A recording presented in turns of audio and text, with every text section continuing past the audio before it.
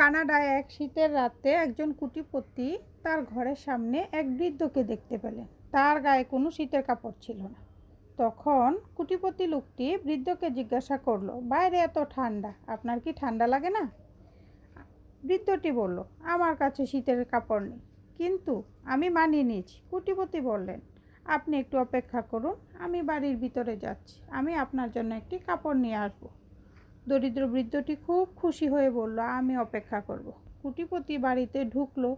সেখানে সে গিয়ে অন্য কাজে ব্যস্ত হয়ে গেল এবং দরিদ্র বৃদ্ধের কথা ভুলে গেল। যখনই মনে হলো দরিদ্র বৃদ্ধের কথা, তখন তিনি ঘর থেকে বের হয়ে বৃদ্ধের খোঁজে বেরিয়ে গেলেন, কিন্তু দেখলেন বৃদ্ধ মৃত অবস্থায় পড়ে আছে। বৃদ্ধটির হাতে একটি চিরকুট দেখতে পেলেন। চিরকুটে লেখা ছিল, যখন আমার কোনো শীতের কাপড় ছিল না, তখন ঠান্ডার সাথে লড়াই করার ক্ষমতা ছিল। যখন আপনি আমাকে আশ্বাস দিয়েছিলেন, তখন আমি ঠান্ডা প্রতিরোধ করার ক্ষমতা হারিয়ে ফেলেছি। তা আমাদের উচিত কাউকে কোনো আশ্বাস দিলে তা পূরণ করার